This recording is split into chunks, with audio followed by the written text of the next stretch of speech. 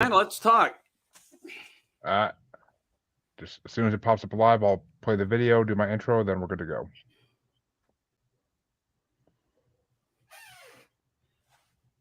I mean, one of those nights, isn't it?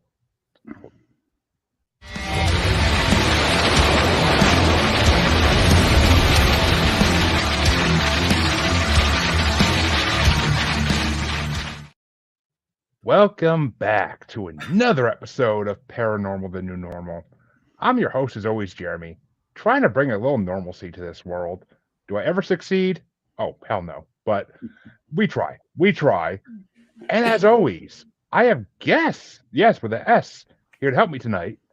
And they are, of course, Michael Anthony of America in Crisis and multiple other podcasts, which I'm sure I'll let him get all into at the end, and Sean Kelly of Chasing Prophecy and the Pittsburgh Paranormal Society. How you doing, gentlemen? Real good. How are you? Can't complain. We get to talk about some crazy stuff tonight, and that's my favorite thing to talk about. So let's go. Yeah, cool. All is well here, by the way, and thank you for having me in. I hope Mate. I do you justice. I'm sure you will. I do. But there is a question I ask everybody in the show because I'm always curious to know. Okay. And whoever wants to answer first can answer first. But what got you into the paranormal? I'll go first on that. 1983, when I was in the United States Navy, I was taking a drug called antabuse. And what happened was we were on an island, Diego Garcia. And I got really depressed.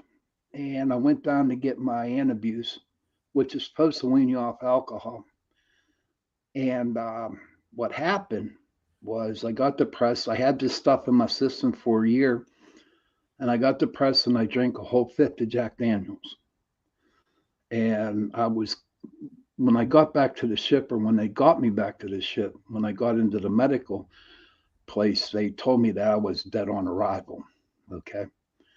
And it was like dead for about 3 or 4 minutes. Now, according to scientists, I should have been dead forever. But for some reason, I popped back up again. I was alive. They brought me back. And then I started to see things, hear things, and feel things that were not there.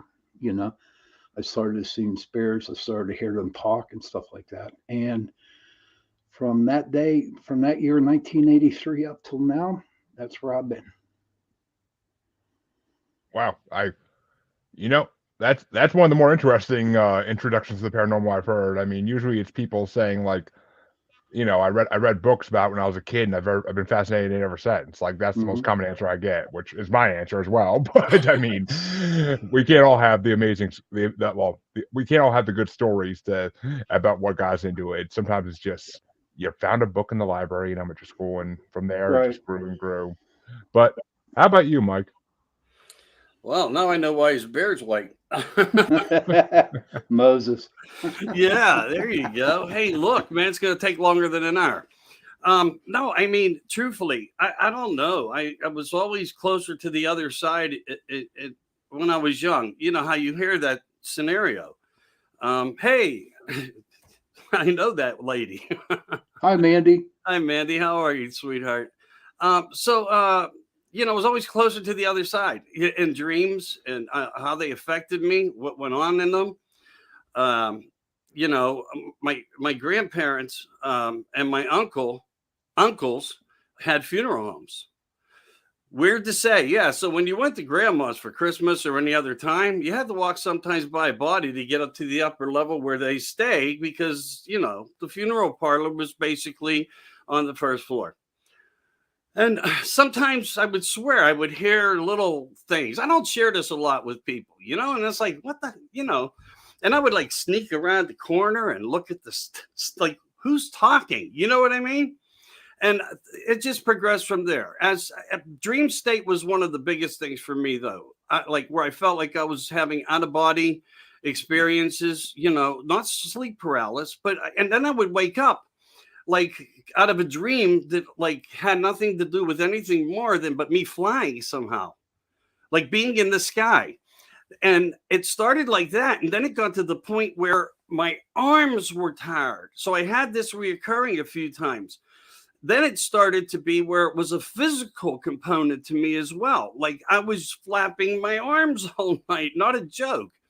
And I started to see things. I was hearing things. I didn't know what the shadow stuff was. I'm going through life, and then I start wondering about stuff like to further it, but to do it quickly.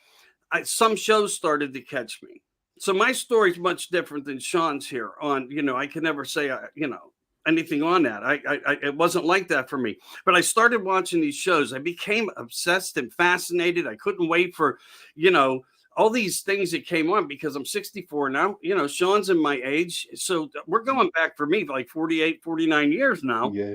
And I was watching the beginning of television talking about cryptids and just all these other things and strange anomalies, watching chiller theater, wondering what was it really all about, and my life progressed that way. And to the point where I started having some experiences right in front of my face, overhead as well. Interesting. And it sounds like you're talking about astral projection when you Mhm. talk about what was happening to you Mhm. as a kid. Like that's astral projection, or I mean, even lucid dreaming to a degree. I would say, I would think. But interesting. I don't have a Interesting. medical degree to analyze myself, but I would agree with that. I would too. I would too. And again, like I said, the things and the numbers that had occurred, we don't have enough time for me to get into. And Sean knows that. We talked privately and stuff Yeah. in the past, and man, there's a lot. I carry a lot of weird baggage. Interesting. Mhm. That's yeah. I mean, wow. That I mean, these are the lives that I always wish I lived to a degree because I'm like, I never had that many paranormal experiences, and I always wanted to be one of those people that had more. And those that want to don't see, like that old saying. So it's Yeah. just well, that's you what's in my know, life. well, you know what, Jeremy? You're probably having paranormal experiences every day, but you're just not recognizing it. Do you know what I mean? Do you It's ever I go? mean, Do you ever go to a room where you're standing there and it's like 80 degrees, and all of a sudden it drops down to 60? It gets oh real God, cold. yes, because I live in a house that has at least one spirit in it, Okay. maybe two, so or maybe more. I mean, I just posted a video on my TikTok and my Facebook a couple weeks ago of what looked like dozens of orbs in my garage just floating up towards the ceiling. Like it's just weird. Like it's there's a couple of videos on there of that. It's just my listeners know about it because I've said it before, but it's just we know Hmm. there's two. I've had investigators in the house. We know we originally we thought there was two spirits, and then it seemed like there's only one for a while. But our cameras in the garage catch weird stuff here and there, like almost on a daily basis, and in the basement sometimes too. My dogs will like be staring at something in the camera, and like you don't know what they're staring at. So, and we have chickens. We had them in the garage originally in the back part. It's like a coop built into the garage, and all of a sudden these chickens are just dying like left and right, and it looks like something's flattening them and like choking them to death. And we move them out to the shed, they stop dying. Huh. So, so it's my theory that, well, my theory and the mediums that have been on my show before who have remote viewed my house, like it's our theory that we came up with that the owner of this house originally who built the house doesn't like animals in the house, like farm animals. Yeah. So can't blame him. I didn't want chickens in my damn house either, but wife gets what she wants. So, Of but course. I mean, it's just so. I Well, mean, at the end of the day, like there's definitely at least one spirit in the garage. We think his wife may still be here, and she likes to hang out in my daughter's room because my daughter's room is always colder than the rest of the house, and they never had kids because we live around their relatives and we talk to them about them, and they never had kids. So we think, and the investigators that had come in think that she wanted to just watch over the kids. So I Very don't know. It's possible. weird. that It's is some weird, and extreme poltergeist activity, what you just described there. To me, it's not even spirit. It's not like a human spirit. And it could be. It could be. There is energies of strength that way that we understand, we hear about, and this could be a perfect example of that. But that's poltergeist, flattening of a chicken. I mean, there's a That hand, something playing here of energy that's just a little bit different. Yeah, I would I think mean, so. nothing has happened since we moved the chickens. Like, and we also had our one mastiff out when she was the only one we had. We had her out in the garage in a cage as well, like at night. And the one night she starts screaming like she's being murdered. Like I never heard a dog yell like that in my life. And we ran out there, and she's perfectly fine. And she just runs in the. But as soon as we opened their cage, she ran the house faster than I've ever seen a dog run in my life. Like it was like a cartoon almost watching her run the house. It was just creepy as hell. And my wife's been out in the garage with the dogs at night too, and like they refuse to go in the back part of the garage at night. And during the day they'll go back there and sniff around, but at night they refuse to go in the back part of the garage. And my wife swears she heard like something like talking to her, evil sounding almost, while she was in the garage. So, Interesting. Yeah, I had a dog once run out the door and never come back. And it was not a mystery to me and thought, but it was the night my mother died. And when we all got home, we experienced that. Like I said, a lot of baggage. I carry a lot of things, don't have answers for them all. Yeah, so I understand where you're coming at. The animals, They're the best. a heightened sense that we don't, in ways, I guess, truly understand. same as kids. Yeah, Yes, same as babies. kids. Babies where and it cats started. and dogs. Babies are the best. I mean, literally the best. Oh, You know, those videos on TikTok and stuff of babies talking to someone like they're oh not yeah, like they do that. it's creepy as hell. Like it's creepy as hell. I would like to share a story with everybody and your people out here. When my son was born, he was like about 2 months old. And so we took him up to my Aunt Penny's.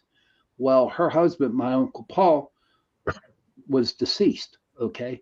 And I always wondered if my dad, who passed away before my son was born, if my son ever see my dad. Now, my Uncle Paul, he looked exactly like my dad. And so we brought up the house. My Aunt Penny's holding Paul, and all of a sudden, my Uncle Paul comes around, and Paul just went like this with his hands opened up, like with the biggest smile in the world. And I'm like, I knew right then. I just got me some spidey senses kicking in now, and it was like, yeah. Then I knew. Well, first off, well, I just want to say, jukebox. I believe exactly what you just said, that we are all born energies and we're reincarnated until we learn everything we need to learn, and then we get to ascend to some unknown dimension that we can't begin to imagine. I believe that completely. I don't. I believe that reincarnation happens to all of us until we hit a certain point, whether it's we're all extraterrestrial spirits or we're all just spirits from a god. I don't know where to go on that one, but I do believe your theory as well.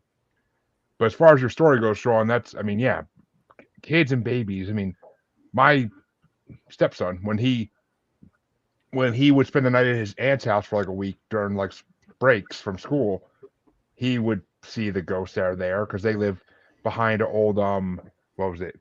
It's a torn down I want to say tuberculosis hospital. Mm-hmm. Yeah. And like we went on a hike behind their house one time, like to where the hospital was, and it was just like you get the creepiest feeling all in that area in the woods. And I mean, it's a Bridgewater Triangle too, so I mean, you're gonna get a creepy feeling no matter what. But We my had a wife, show. I'm sorry. Go ahead. I'm sorry. my wife and my listeners know this. I'm not gonna go into detail, but my wife lived in the house when I first met her. That's right on the edge of the Bridgewater Triangle, and actually the house is on a Indian burial ground. Her grandfather didn't know that when he bought it, and back in '90, he didn't know it was on an Indian burial ground and Native American burial ground. And there's been a lot of that house is full of creepy stuff. I've done full episodes of like talking about that house, so that's why I don't want to go in detail. But go ahead, Sean. We had a show on Chasing Prophecy about the Bridgewater Triangle. And I mean, I did a lot of research on it. And that is one of my bucket lists to go do investigate, the Bridgewater Triangle. And You want to go? You want to go investigate it? I could show you. My wife knows some spots there that she could definitely show you, including a tree that has eyes all carved into it. Like wow. You want to go, Michael? Hey, look, I'm in. I'm in. So, I love the wood spirit theme too, and carvings and whatnot. And I think Sean, my friend here, knows that I do that. Chainsaw carvings. I see things and can bring them out of the wood. And I can't draw with a pencil well. I can't even write my name well. My scribbling is so bad. But yeah, you give me a chainsaw and I'll give you what you want. It's really weird. It's really weird. Yeah, I would love to go to one of these triangles and then do like an investigation, because again, this phenomenon has been around me in many, many different ways, and I've observed it and I'm fascinated with it. But I also respect it. I truly respect it. So you have to. Yeah, I mean, you got to go in prepared mentally, because I'm not one of the ones that'll turn around and scream or run out like a little girl. I'm going to stand there and try to analyze to the best I can, to the best of my abilities. And we're seeing different shows being able to do that now. And I'm gravitating more to shows that make common sense and the whole paranormal. Kindred Spirits, I think, puts on a fascinating way of explanation and theory on how they're doing it by, really looking into the history of the house, the people who live there and things like that. They're getting better responses from questions. I'm just saying, I love them all. They're all doing something fascinating, but I don't believe in provocation's the best way. I just don't. I don't feel that way about it. The ones that provoke usually run. The ones who face and address things not by a theory, but a theory of fact, do the best and get us the best informations. Yeah, I agree. And I actually have never been on an investigation besides the one that was done in my own house, just because time doesn't usually allow me to do these type of things with a full-time job and kids and dogs and a wife, and 3 podcasts. Like, it just doesn't, as I'm sure you both know, like, podcasting takes up a lot of time. So it's just, there's no time for me to really do investigations other than just living in my house and investigating that on a daily basis almost. I mean, anytime my wife gets a notification that the camera caught something, I'm like, what is it? What is it? What is it? Like, I'm hoping to get a full body apparition someday on it. I'm hoping, but Really? My hopes aren't that high, but I'm hoping like one day we'll get a full, because I want to see him. Like, I can't find a picture of him online. I want to see what he looked like. So, a full body? Yeah. Okay, can I send you a couple?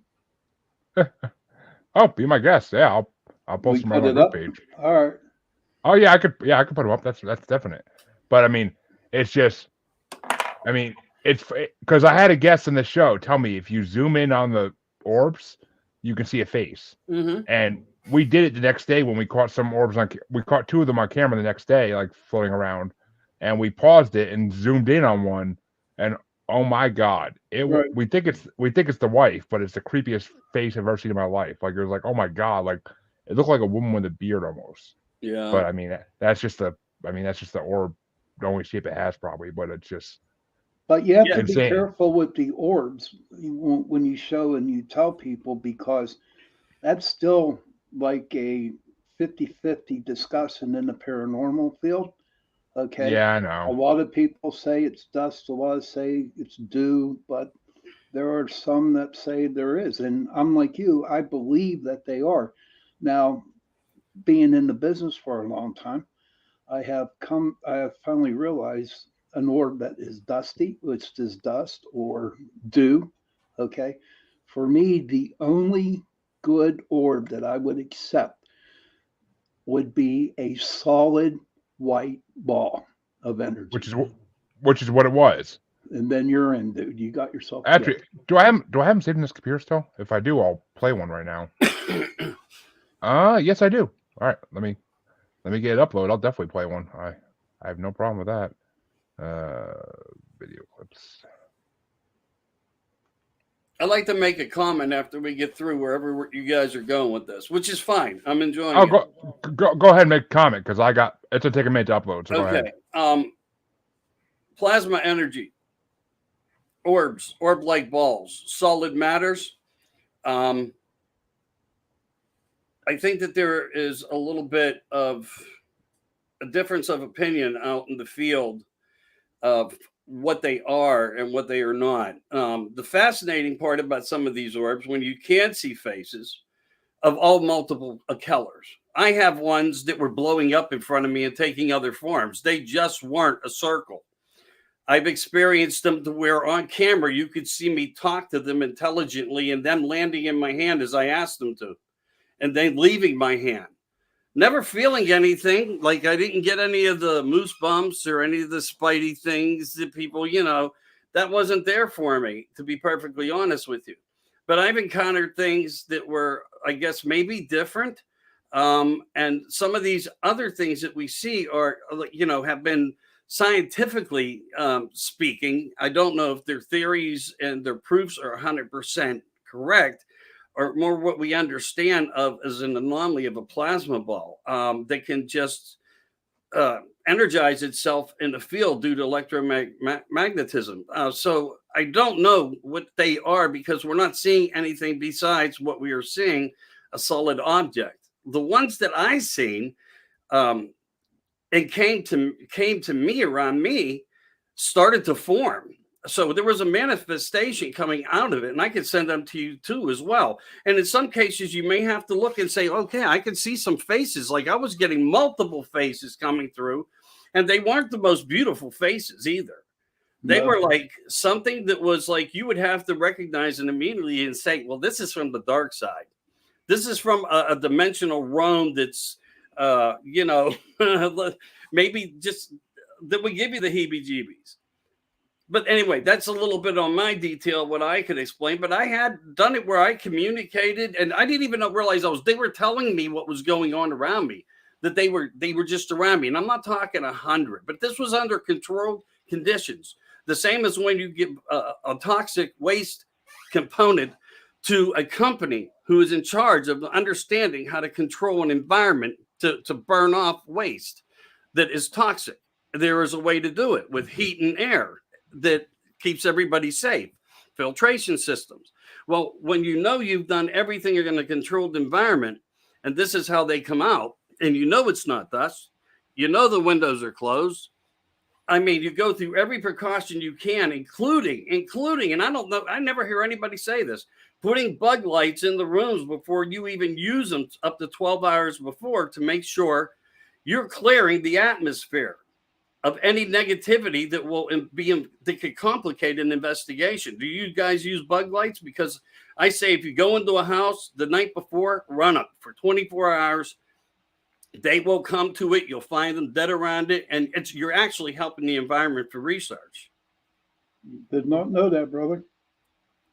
All right, well, take a look at this video and tell me what you think, both of you. Go ahead, bro. Go ahead. Put it up. Oh, that's an orb. Okay. All right. I got two things on that. Hold on. Wait for it. That was good. Hey, does it come back again? I think it does, if I'm not mistaken. Towards the end of the video? No, maybe not. Okay, maybe not. But I mean, yeah, that's an orb, right? No doubt. No doubt.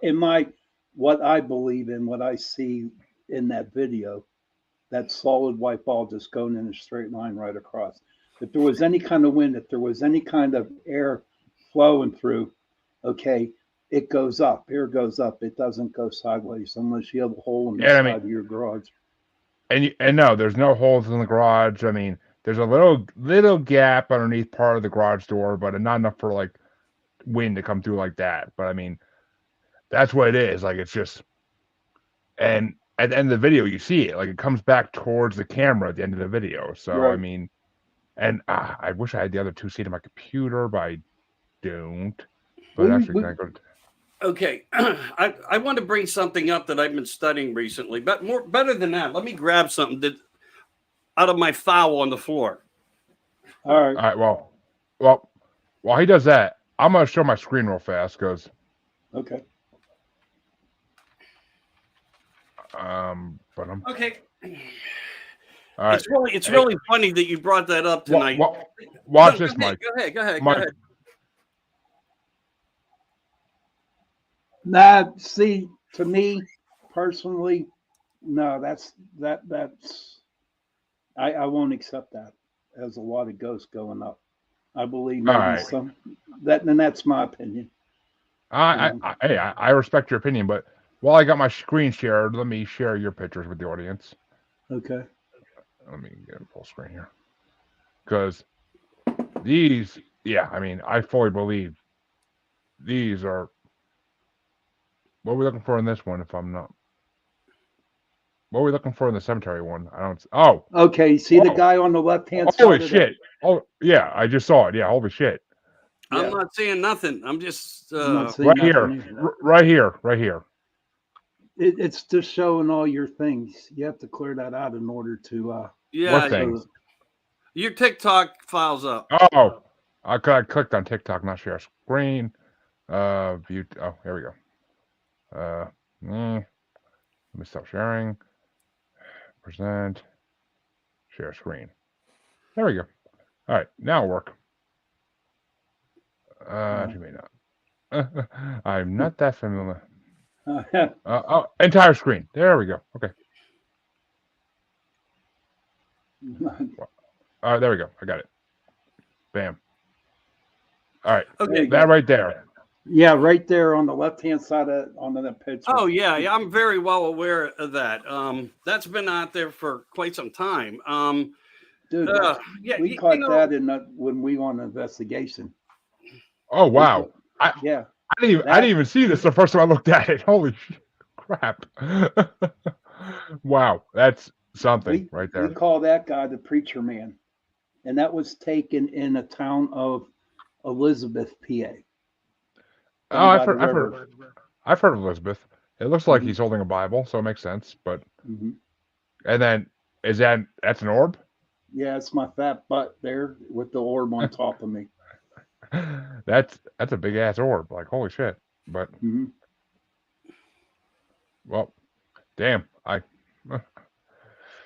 Yeah, well, interesting. Oh, we have a comment. I have an interesting theory that places create energies and that entities aren't necessarily trapped, but in order to make contact, depending on the energy it is around determines how it projects itself. That makes sense because I mean, I don't know. What is your guys' theories on like how spirits slash ghosts like present themselves? Like, is it based on what they think the person wants to see, or is it based on what they can actually have the ability to do?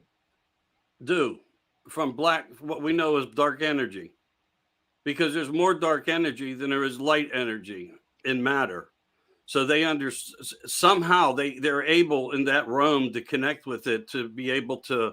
They may, I think, in some cases, the possibilities could be that they don't even realize that they're doing this, but our cameras are seeing it. That's the great part of technology. Even though too much technology can be terrible, but through the eyes of technology, just as we're seeing into the universe, we're seeing into realms that we don't understand, and we're picking up many different styles of pictures in the woods and spirits and Bigfoot and cryptids and all these other things. They don't always look perfectly fine, and 99% of the time they don't. And I don't know if that has to do with static infrasound that comes from some. Now that's talking cryptid, but going back over to the paranormal ghostly matter, it's kind of hard to say, but somehow they're picking up energy. And I think that's why you'll see them come in and fade out, as if they know they can identify vortexes or windows or doors or portals where the energy coming from the soil is going into the atmosphere and they pass through it. Now, when you go over with trimeters, and you'll see your readings pop, and that's why I'm saying this. I'm not Hmm. talking an unfacilitated fact here. I'm talking how it works if you're able to catch it on camera. So the next time you're out, you catch something like that, or someone says, "Sean, something just flew by you." Have somebody take the equipment right to that spot and see what the reading is, or use dowsing rods. They will spin. Hmm. I mean, dowsing rods, I don't know how much I trust because the investigators that investigate my house use them as well. And I mean, I don't, maybe they work in different ways, but the way they're using them for like just yes, no answers, like push it this way, push it that way, like it seemed like the slightest movement of a human hand could move them a certain direction. And you can actually, here's my theory on dowsing rods. They do work, okay, no doubt. But you have to have somebody that can do it. But I did an experiment one time with them, and you can actually control those things with your mind. Seriously, you can Interesting.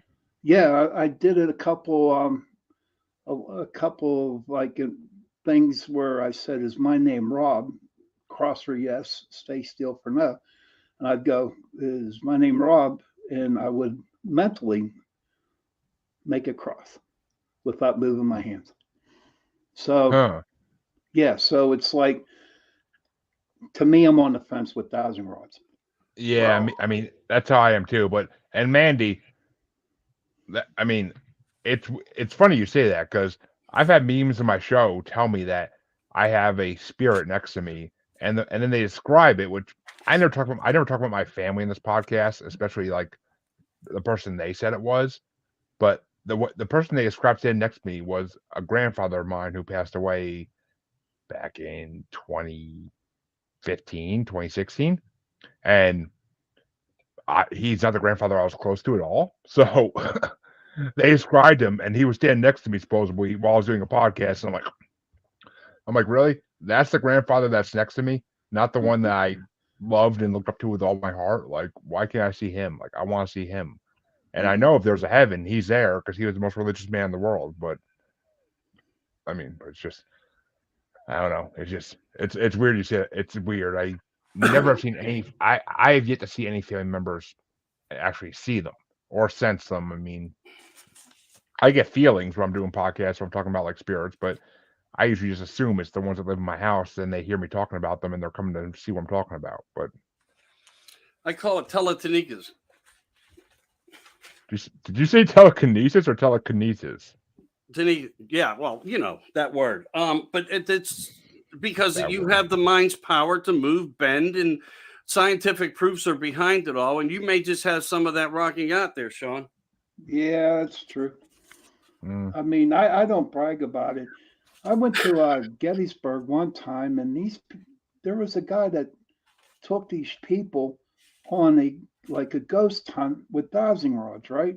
So we went down the Sachs Covered Bridge, and there's a creek under them, right?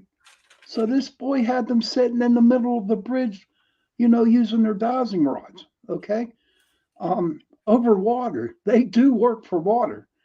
And I was mean, I was ignorant back then, and I said, "Dude, get your money back because that guy just like took you for $40."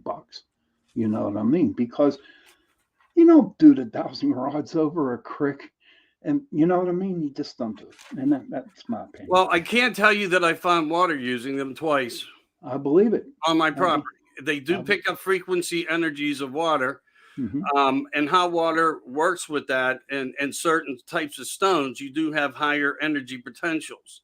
You can go back to the ancient pyramids and figure out how they knew about it because they had conductive energies. And look, they weren't working in a pitch black dark pyramid without power, and they weren't using candles. They weren't using the I can't think of the term that they were the Iraqi battery. There's a term for what, because you would have smoke and smoldering, and there was no signs of that.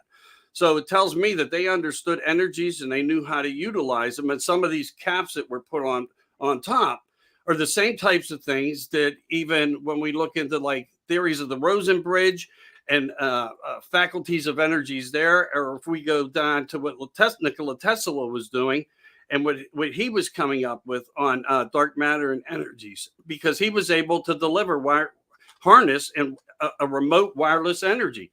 And it's fact. And the government swooped in for all that. As a matter of fact, Donald J. Trump uncle was in the project that followed him and absorbed a lot of the information that was taken from his rooms and stuff. That it's like, who was this guy in touch with? Terrestrials? I mean, we don't interstellar terrestrials. We don't know, but the picture is so fascinating of it all. And then you have kinetic, whatever. And there is an ability to mind in some ways to focus energies, but I don't know how far we are actually able by mind, if we have evolved that far to do more. But I have witnessed things under scrutiny where people were doing things, and it was just like, wow, this is just nuts. But things like that do happen. They really do. It exists. But And I do know I found water. I kid you not on that. I got something funny to tell you about that in a second. But Marlene said she lived in Maryland as a kid. Lots of orbs, shells, and such like. Traveled through Pennsylvania many times late night in the mountains. Yeah, I wouldn't want to be in the Yeah. mountains, of Pennsylvania late at night because I. Oh, actually, do you guys know Lon Strickler? He's a paranormal investigator out of Pennsylvania. I do not know him. No. Yeah. I don't know He him does. personally, but I know who we're speaking of. Who you're speaking Yeah, of. he runs Phantom and Monsters Radio. It's his podcast basically, and Okay. he does like daily write ups about like sightings. But he was on my show a while back, and like the stuff he was saying he investigated in Pennsylvania, it went out to even dragons like coming out of mines in Pennsylvania. Oh, So that's for another show, dude. Hi, Michael.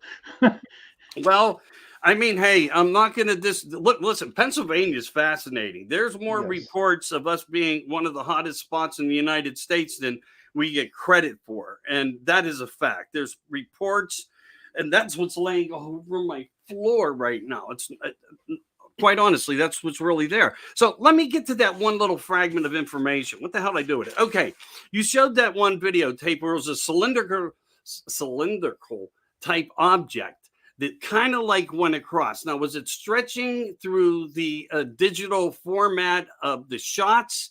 So many per minute, then, flash, but it looked like it was cylindrical.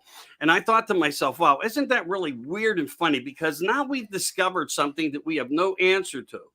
Fact, cave rods.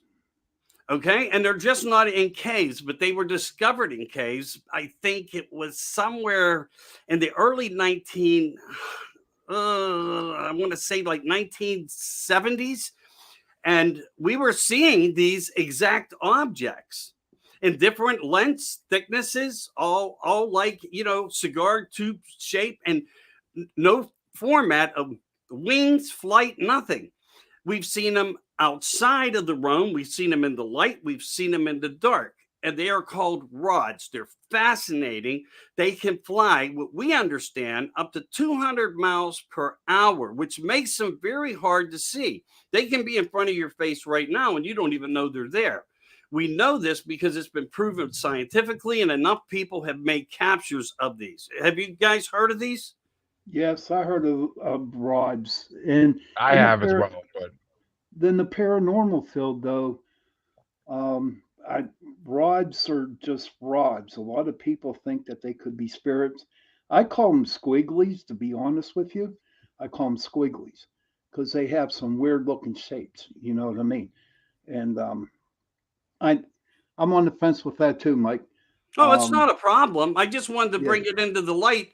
But I Now, appreciate that. I've never seen a rod get squiggly, so I don't know if we're talking about the same thing. But I'm just saying, laying it out there that there is this other whole thing going on out here that we are, actually getting some facts on, and we through development of technology and cameras, we are not. It's more coming into the public eye, and if anybody looks that kind of stuff up, it's pretty fascinating, to be quite honest with you. And again, they always stay in a straight line.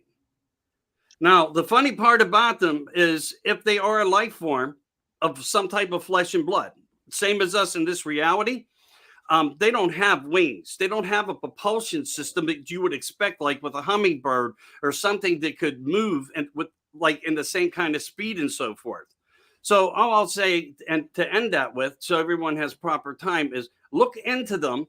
They're not the squigglies, because I know what you're talking about there, and I'm not sure what they are, in fact, on those things. But these are something I think that is in our reality, yet they have the ability of movements and flight that is so great.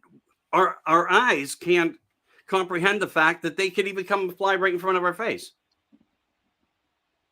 well, Marlene says now she's in Ohio near the river is where I see whatever is I'm seeing / experiencing. I keep it to myself. I know what you mean about the squiggly though. Okay. So Good. I mean, Mike, my explanation for that is because I've had Vincent Field. He's an author, and he just wrote a book about lucid dreaming / astral projecting, Hmm. and he's an experiencer of that for his whole life, and he's pretty good at it from what he told me, and I kind of believe him because he didn't seem like he was lying at all, and I think that has to do with dimensions like laying on top of each other.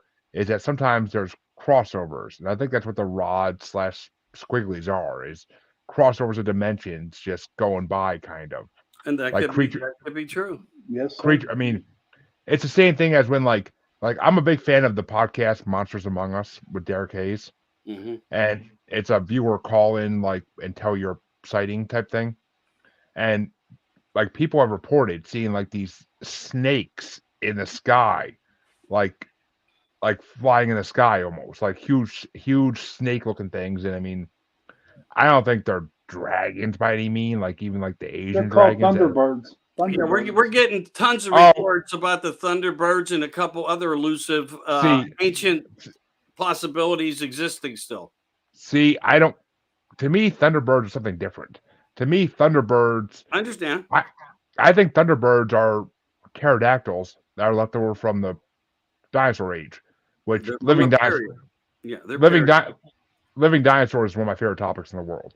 But I mean, Macaulay Mbembe is my favorite cryptid ever. But I mean, it's just I think Thunderbirds, especially in the Southwest America, are pterodactyls that live in the cave systems down there, and they come up when they come up when they're looking for food.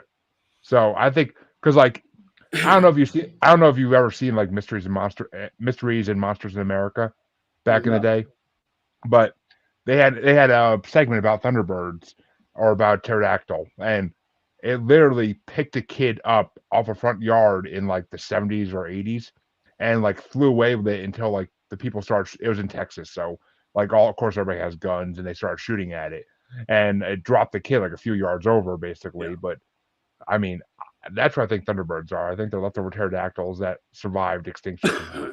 And I'm aware of that story. I know exactly what you're talking about. Oh, then I guess it's, what may even fascinate you more now is then some of the deep military industrial complex projects that go on once you get beyond level 7. Much is known down there that they have been involved with what they call exogenics and things like that, which is a format of human and animal connections of trying to create. It's not a joke. This stuff does exist. The paperwork's out there. That things like this has happened. Even Phil Schneider was one of the guys that came out and talked about it, not because of an incident that he had, but facts of what he was witnessing. And he talked about it after he got out of the military, went public for 9 months, and he had a very mysterious death on what he was talking about with a piano cord around his neck, and they burned it. They actually poured gasoline on him and burned him. Somebody did not want this man talking about what he knew and what he was disclosing. So once you get beyond and below level 7, that's when the magic door opens. I don't know anybody. I haven't met anybody besides knowing of Phil being able to discuss this and possibly a couple others. But it's fascinating that we know that the Germans were actually playing hand in hand with manipulations of life and trying to create biblical content of creatures. As you said, coming from caves, anything's possible. We think there's cryptids in caves. We don't know where they go. We don't know if it's dimensional. There's more questions than answers. It's a lot of good possibilities. See, the cave systems on the east and west coast, especially of America, and somewhat in the Midwest as well. Like I am a big fan of the theory that's where dogmen are hiding, or that's where their homes are. That's where some Bigfoot clans like to stay, at least in that part of the United States. Yeah. And I think a lot of things come out. I mean, even those pale crawlers, rakes, as people call them, like I think they like because my wife in the Bridgewater when she lived in the Bridgewater Triangle, like she saw one come out of the woods behind her house and it kind of stumbled around the backyard for like a half hour and then just kind of ran back into the woods. Like it seemed to have no purpose. It seemed to be completely mindless almost, but it just kind of stumbled around the backyard and she tried taping it on her phone, but it was through a screen and it was dark, so you couldn't see shit. But It's just, I mean, it's just like that. There's a famous YouTube video of one of these things, and it was kind of the same thing. Like it's through a screen, so you can't really see it unless you really squint and look for it. But I don't know. It's just, I think a lot of things live in these caves, and these cave systems, nobody in this modern age has ever traveled through them completely. The Native Americans used to for spiritual journeys back in the day, but no one this age has traveled through them 100%. And I mean, it's just, and also the missing 411. What's happening to all those people that go missing, and they're always by these cave systems? Like I've seen on Facebook 1,000 times a map of the cave systems, and the dots of the missing 411 all up and down these cave systems. Like, and how close are the military-industrial complexes underneath that go from one of the United States to the other?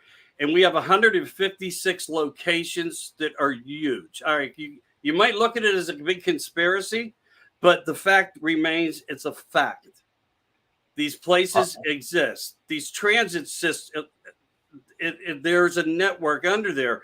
What I'm talking about when I say level 7, what's under that part, this could be part of something bigger than what a lot of people would not be willing to accept. Look at what we're going through right now. Look what we're being showed, the symbols and stuff. And I don't want to go into a political content, but these people are throwing things in our face that are dark, satanic, and now putting up statues of figures and times gone from the past. And they believe it. And focus on CERN, you'll find out what things might have be in place as they are. Are you talking about like Rihanna and what's his name? And it's what's not his name? One particular person. It's a network. We did a conspiracies bracket on this show back in January, I think it was, or maybe December. We did a conspiracies bracket, and we got into deep on like 34 different conspiracies. But I mean, I am a huge believer in Illuminati or NWO, whatever they want to be called. They exist. I 100% believe they exist, and that they are controlling what's going on in the world on a daily basis. Whether people want, I mean, I don't know if Beyonce and I mean not Beyonce. I don't know Rihanna or Sean. Lady Gaga, man, she'll tell you, and she already has said it. She just made a deal with the devil, which she made a deal with the Illuminati. Look, Lady Gaga. There is a door that I could open that I was discussing with you earlier this afternoon that I've never brought up that would take you down that rabbit trail and show you unequivocal proofs of everything going on surrounds the focus point of who I am, what my theories are, right? Why I'm putting my books together the way I am. But it's up to everybody to believe or to at least weigh the information. And it started on that 2001 date of 9/11. It really did. Yeah. That was the opening of the door of going into something. And how do we convince America we need to be patriotic and go in for looking for mass weapons of war? We weren't. Ask who Marvin Bush is and why his face and such a family is hidden. Because he was in charge of all the security in those buildings. You know? Yep. But anyway, I could take you down a rabbit hole of so much stuff and information would just generate hours of time. But to jump through it, we didn't go there and find any mass weapons of destruction. No. That was formatted out, that never happened. But they did find something. It goes back to Gilgamesh, thousands of years before technology, something that they needed to take to CERN, Switzerland. I can back it up, and you can back it up by Googling the information right from the newspaper sources who wrote about what they were going to do, what time of day they were going to do it, what day they were going to do it, how Trump hijacked the first attempt by becoming president because there was a timeline script that they were trying to protect. And he hijacked the presidency in their eyes. America voted. That's what happened. And I believe that. So it happened. But the bottom line is they found something there. We know it through military people that it did happen. And they were able to put this missing component of ancient technology to this thing. And when they tested it, it worked. It went 400 feet through the ground, up into the air, and opened a portal. And there was writings and many other things of within the tomb that told stories of what it was done. And you can even get more facts when you look at writings that not done by me, factual writings biblically that said even King Solomon presented Sheba with a magic carpet. What was the magic carpet? What was the flying dragon? What were all these things people talking about? All I'm saying to you is they find something, and that's what they went there for. Their purpose was to blind us and to create patriotism, because they wanted it. That was a good focus point. Get people fired up in America. We're going over there. We're going to do this, but it was for a different purpose or reason. They find no mass weapons of mass destruction. And as a matter of fact, every pilot that supposedly was on those planes is living. And it's not a joke. I did was a show called 9/11 the day after. It lays it out, and not just by my words, me saying this. It's because I did my homework and I did it. And there are people out there that are really key components to all this, including our own police fire medic that said, boom, boom, boom, boom, boom, boom. You know what I mean? But if you follow that whole, they are into dark. They have opened some type of, and found a way to open the gateway somehow. And anytime it came to hidden knowledge of history, technology, of things that, of course, what came first, the caveman? I mean, really, did he? I mean, I don't know. That analogy that, hundreds of thousands of years ago, all was here was caveman. Well, why are we finding hammers and stones that go back just as old as what they're saying? We had tools. There was technologies. Look at the stones, and look at the building. You can't put a hair through them. It's because I fully believe. Well, Marlene says it's becoming beyond obvious, talking about Illuminati and NWO, which I support that. But it's my theory, and I've had guests on before that have researched this. I had one guest who believes he found Atlantis. That's a good episode. Anybody who wants to listen to it should listen to it. But I had another guest who wrote a book called The Hidden History of Humanity, and both of them agree that there was an Atlantis, and it was in the African Saharan desert, and it was at least the center of it was the first democracy, and it had city-states all throughout the world, but including North America, supposedly. And I fully believe that they had extraterrestrial help, and my guests both agreed on that because they couldn't have done the things they did without extraterrestrial help. But this was also before cavemen. This was the first civilization on Earth. And I mean, that's where a lot of this whole idea of star seeds comes from as well, because the Palladians were part of it, and a lot of the other races that star seeds claim to be part of. I don't know them all, but I don't know them all by name, because it's just all that I on one of my shows with the star seed, there's like, she mentioned like 11 different species of aliens, and I was like, I'm not going to remember any of these besides Palladians, and I might not even get that one right. But all right, I'll give you a quick one. Arcturians. All right, just so you have a second one. No, I get where you're coming from. We can speculate a lot of stuff, but I'm trying to focus on what I was sharing as to a fact of why we were there. And if you follow the lines of I believe that too. I mean, Gilgamesh. You want to go to Gilgamesh? I mean, no, I'm not trying to challenge anybody's intellectual. I know. I'm just saying, like, where the device was found. Oh, I get it, but let me ask you this. Go ahead. Gilgamesh.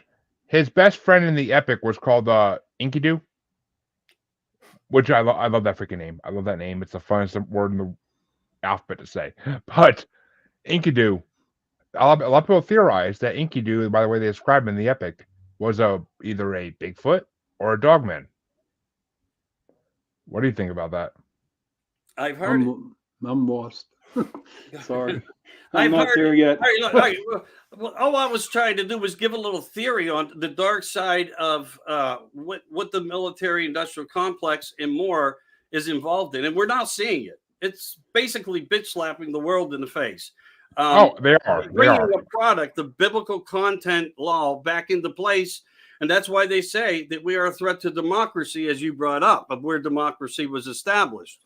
If in fact that's all true, because again, we don't have any factual proof where writings actually say it. Nothing's carved in stone on it, but the possibility could be unequivocally 100% fact. That's why we get together, we collect data, we share thoughts, and we talk about things. But I'm looking at the realm of what's kind of this darkness and the sophistication of methods that they are able to utilize, because of course, we're a slavery system of taxation that funds it all. The world has never been about us. We're the chattel. It's about them and how they do things. And I just wonder if the connection, as you brought up with the caves and what I know of the lower, once you get beyond level 7, some of these analogies, and some shows even brought this out back in the day. Unsolved Mysteries, I think, did a report on it where by accident, a state trooper followed a criminal into an area that led down through these passageways.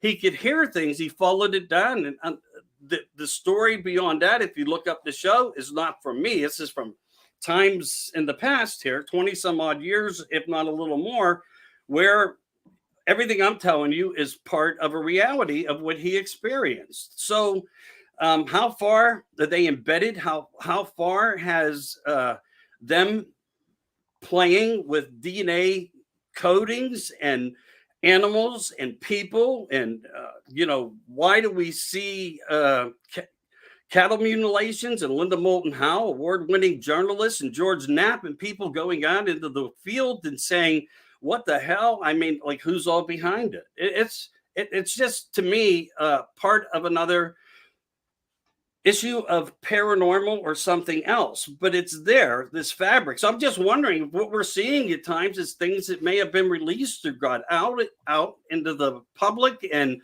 they're living now in this amongst us, basically.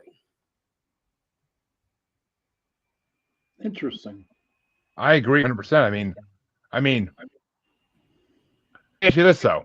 Do you know? I don't know if you're going to know the answer to this, but let me ask you it. Is the president level 7 even? Trump? Biden. No, the president. Well, whoever's the acting. I don't call Biden my president. I call him a threat to society. But I do believe that he's very well connected. Look what he's getting away with. He must know a lot. I personally call him a baby sniffing pedophile, but whatever. Antichrist. Pizza, hot dog. I get it.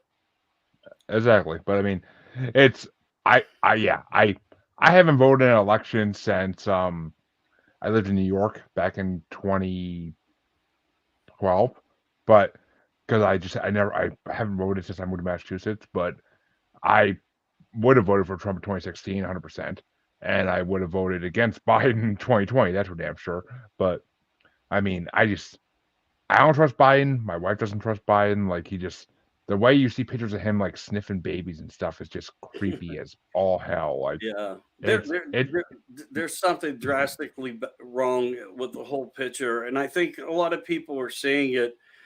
How does some of this weigh into it? I think there's a fact of truth in it. I'll just say that, because I don't want to complicate good friendships or be a Debbie Downer in some fashion to where it's like, we really went off track here. But I do think that there is concrete here. One day, if anybody really wants to open the floodgate, you let me know and I'll do it. Again, that's what my show coming out is, What's in the Skies. My reflection to that is, I'll just say like this: everything has come within creation from above to here. And with that, many things that we don't understand, portals, dimensions, different forms of life, it's complex. And I break it down through segments.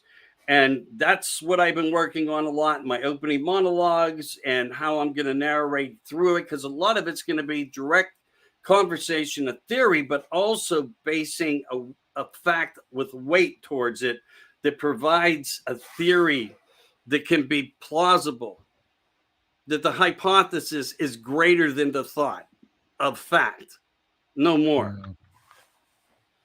because I don't think Yeah. we all look at it that way. We get Richard Dolan and all the greats and Billy and the facts of with Jimmy Chartstown. These are people that I talk to.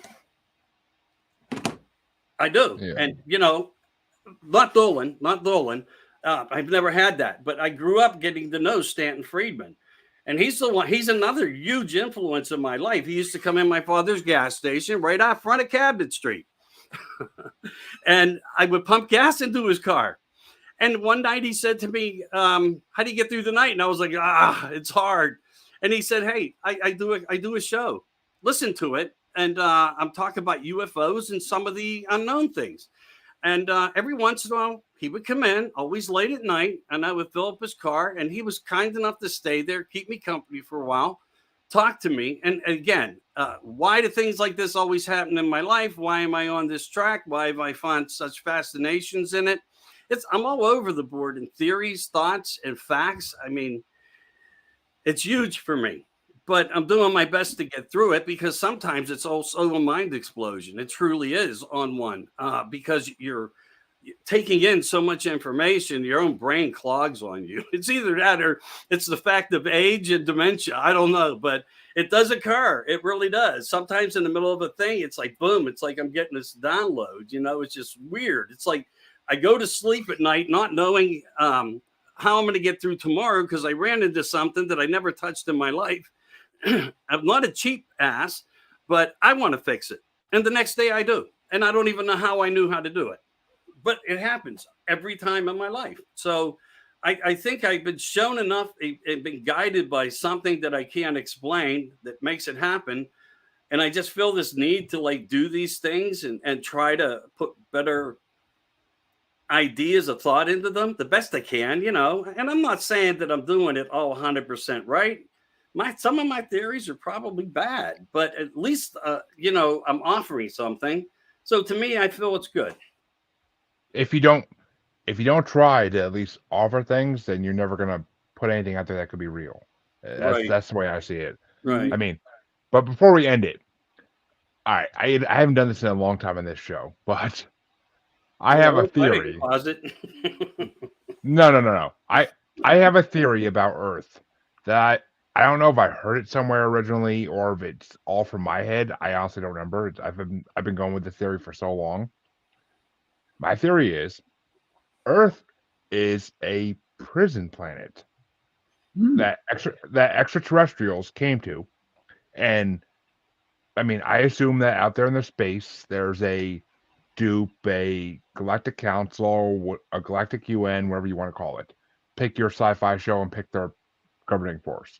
But Corey Good brought up a lot of intentions with that, and so did David Wilcox. But I believe that Earth is a prison planet, and that's where we get Bigfoot, dogmen, chupacabras, which I am doubtful if they exist even. But almost any cryptid out there, take your pick. That's where they come from, especially the ones that have been seen in mass numbers, and maybe humans as well. Maybe that's where humans came from as well. Is maybe we're an alien species that they didn't want around anymore, so they put us on Earth. And my theory is that's why we see UFOs all the time, because they're basically wardens watching over the planet to make sure the prisoners don't escape. Oh, that's something to dwell on there, brother. I've heard that. Dwell on that. I've heard that before, and I get it. I respect it. I welcome your insight on it. It could be true. I mean, right now, the nuts and bolts are all through the bucket, and we're trying to fit them, and that we're doing the best we can. I've heard this said, but I don't have any factual truth or proof. Oh, I know. Me either. But I don't take it off the table. It must lay. Hey, I'll give you something that's been really weird lately. Documents have been released, and I'm sure you are going to hear about this soon at some point. If you follow paranormal and ufology and different things like that, where now the CIA, maybe by mistake or maybe by intention of disclosure, is now saying in their own wordings, in their own documents under the Freedom of Information Act, is that the earth is flat. Now I'm not pushing this. I'm telling you what was in their writing. I have it written down here because when I get information from source and I only have a handful of what I like, people that I talk to, not only that, we don't spin.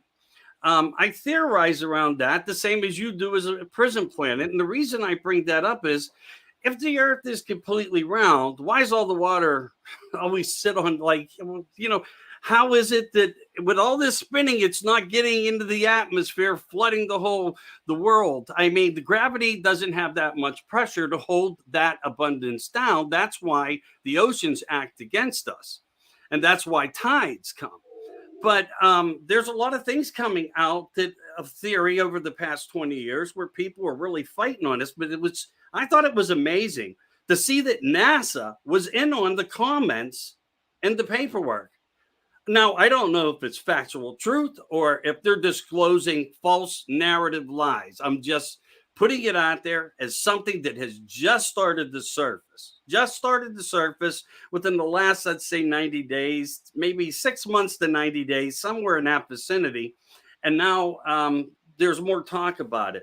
But I've always wondered, I mean, really, when we theoretically look at some of the things that go on and with this planet, when you think about a circumference and a plane's going to China, would the plane not have to start doing this to get around to the other side of the world? And wouldn't it have to like flip and nobody ever feels these occurrences? Because it just makes sense if something's going around something in flight, that it would have to start doing that. Or does it softly glide down and then turn? And pilots don't ever discuss it. It's off the table. There's only several pilots that talk about this that say, I am not allowed to make comments to this particular subject. And it just says to me like, wow, because, it is a wow. I mean, gravity's holding all this water when water's like, what do they say? It's 70%, Sean, or something. Yeah. I think, it's 70. Yeah. If that is the case, I mean, how does it all, when we understand gravity and the theory of it all, it's like pretty weird. But again, I'm writing it down because it's information. It's out there. Is it false? It could be. But I just found it fascinating because of the prison planet thing. I mean, it's funny. I had another podcast on here a couple months ago, and their episode just released. But Be Afraid of the Dark podcast. They're two good friends of mine. It's a completely female podcast about the paranormal, which I always find interesting.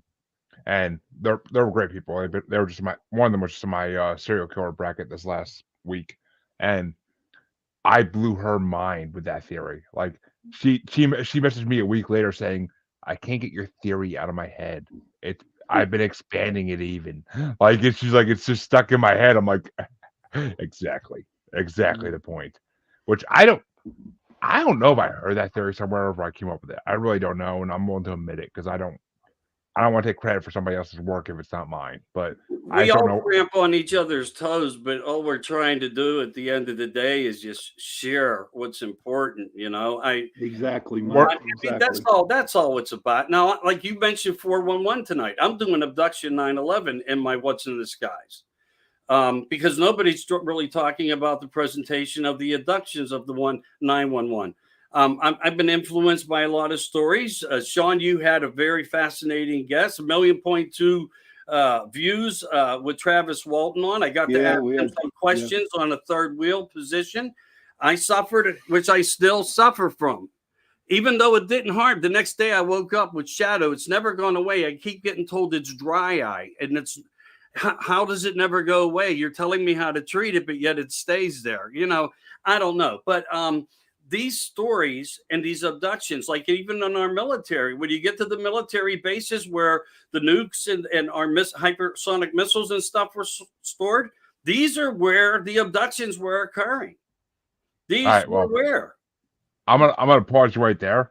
Okay. Because I want to hold that for another show, honestly. Oh, don't get tired of me because I could go for weeks. Trust me, I'm not getting tired of you, and I will explain that. I'll respect, brother. I'm just teasing. Trust me, once we go off air, I got something like I want to say to both of you actually. But Don't yell so at me, I'll run. Yeah, please. I ain't yelling at nobody, but I got kids. I do enough yelling in a day for anybody. But Sean, why don't Yes. you tell them? Why don't you tell the audience where they can find you and your podcast Okay, and yes. anything else you want to know? You can I have two podcasts that I do. They're on Tuesday nights from 7 to 9. Chasing Prophecy with Jenny Nicosia. That one's on UPRN Radio 105.3 New Orleans, and that's from 7 to 9. My own personal podcast, Into the Night with Sean Kelly, is also on Tuesday night from 10 p.m. to 11 p.m. Eastern Time, and that is also on UPRN Radio 105.3. And thank you for having me, Jeremy. Oh, my pleasure, and hopefully we'll have you back again someday as well. Mike, same Yeah, thing. brother. Tell them where they can find you, and tell them where they can hear you. I do things that hit Rumble. I do things that hit YouTube, although I do suffer consequences with them. Not everything I talk about they agree with. Same as Facebook. So you can get me in all those places. But, if you want to follow me in some way, I would just say look up Michael Anthony, Facebook, and you'll find a happy trail to getting to other places and whatnot. When I do shows, they can go sometimes from 2 to 4 hours. It's just so much to talk about. It gets tiring, but it's fascinating. For me, it's educational. When I work with that many people who can withstand that type of time. But, I try to just do nice presentations under America Disclosing Uncensored, which it's disclosing basically ancient history and how we evolved by going back to the ancient times and coming to the present and theorizing around all the things and devices that were made, so that covers that way. America in Crisis is everything that we are now, and I don't want to offend anybody, but what we are going through. It's a lot of product of that, support to the American people, so forth like that. What's in Disguise is about 2 weeks off, which is a format of America Disclosing, and the Dark Radio Network Project on WKAS, my XXXXS. Has been out there, been popular. I try to do these shows once a week. And if you do, you can do several shows, 3-4 shows a week, and they're all hitting a different type of source. And it's kind of fun. I like doing call-ins. It's I'm just on a high with life, trying to do what Michael needs to do. And if I can offer anything to anybody in any way, just like a guy in the gas station yesterday, never met him before in my life. And this was a fascinating story. I want to say this. I don't know who this guy was. I'm getting cigarettes. Probably shouldn't have been buying them, but I was. He walks in and he says, guys, I'm in a jam. I left my wallet at home. He's in work clothes, full scrubs, black man, nice looking kid, little heavy set. He said, man, I'm not going to make it home. He said, can anybody just loan me $2? I'll bring it back here. I'll leave all my credentials, and nobody would help the guy. And he looked at me and just something about him said, just help the kid. You know what I mean? And I did. But I didn't have $2 $1. Maybe I did, but I just pulled the first thing out. It was a $5 bill. I gave it to him when he left. He said, thank you, Michael. Who the hell was this guy? Wow. Okay. Not a joke. Not a joke. So these things happen in my life. And I came home and I shared that story immediately. And they're looking at me like, okay, there's another one of yours, Dad. I was like, yeah, unbelievable. Now, he may have came back to the gas station because he said, how can I get it to you? I says, leave it with them. They know me. I don't know if it's there. I didn't go down to check. I'm not worried about $5, But yeah. You don't know how the universe works and how it's all connected. But how did this guy know my name? I wasn't wearing no badges. I'm dressed like I am now. Just 64-year-old homie going down the street to get a pack of smokes and come back up and do a show. Exactly. I put my stuff in place before I went live. Unbelievable. But, thanks for letting me share that on to people. If they want to connect or connect through you. And hey, look, great topics tonight. I loved it, Sean. I apologize if I got misfocused. You know how I am. My mom. I do. No, man, honest to God, Jeremy, I can listen to him all night. All I need is my Joel. my Joel's, and my iced tea, and I'm good to Trust go. me, trust me. After seeing his comments when I was on Chasing Prophecy, I had to have him on, and as soon as he said invite Sean too, I'm like, all right, I'll come. I was going to have Sean on my show eventually anyway, so why not? Let's do it. Cool. I'm glad Michael asked. I am. And maybe in the future we could do more of these attack, because there's plenty of topics we didn't hit tonight that I would love to hit with both of you. So we Sure. could definitely do this. We could definitely do this again in the future. And Hey, there's what's Tony. Hi, Tony. what's up? What's up, Anthony? I will be seeing you tomorrow night when you're on my show. But I've been trying to get Anthony on for months, and I finally got him on tomorrow, and I'm so happy about that because he's a been good dude, commenting. man. He's been commenting on my shows forever, and I've been trying to get him on. Like, it's just synchronization. It finally meets up. So. Synchronicity. Yeah, I know. I love that. I do. And I believe in it. There's something more to everything. And I think the more open we are, it comes to us in many ways. And by the way, great shares on the pictures. Next time I come in, I have a vault of 48 years that I could throw down on you before going, and you could go through them, anything you want, and use them, share them, keep them. I don't do anything with pictures, but observe them because people send them to me since the old AOL days. I mean, that's when the explosion hit, where we all made such great connections. But look, I want to stop here and just say thank you again to you guys. Anthony, I don't know who you are. I apologize for that, but I'm saying hello to you because I missed that when you popped up on screen. Hello, Anthony. It's got to be good because I'm Michael Anthony, and I'm not that one. I'm this one. Anthony is from Texas Wraith Hunters, and he also has a podcast as well. So Yes. he's well versed in our field. So Understood. he'll be on tomorrow if you want to watch. He'll be on tomorrow. I think I want to say 7 or 6. I'm not sure which one of those times. But thanks, Brian. Thank you. And Brian, that's my cousin. Thank you, Brian. That's my okay. cousin. I know that Pittsburgh Penguin logo.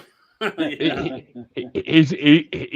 said earlier dragons, holy shit, and that comment made me laugh my ass off. But but thank you to all my listeners for listening, and thank you to all my watchers for watching tonight. This honestly is one of my most watched shows ever, I think. But as all my listeners do know, though, you can find me as Jeremy Bryant on Facebook. You can find me as Paranormal New Normal / Maniacal Music Musings podcast with an S Facebook group. You can find me on Twitter and the Gram as @JuggaloBastard. And you can find me on TikTok as @JuggaloBastard Podcast. And you can find me on YouTube just by searching Paranormal New Normal, where this is streaming right now. Other than that, though, thank you all for watching. Thank you all for listening. And to the listeners, please tune in half a week for another episode. And wherever you're watching or listening, please like and subscribe. It helps the show a lot. Other than that, have a good night, and I will see you all tomorrow for another live.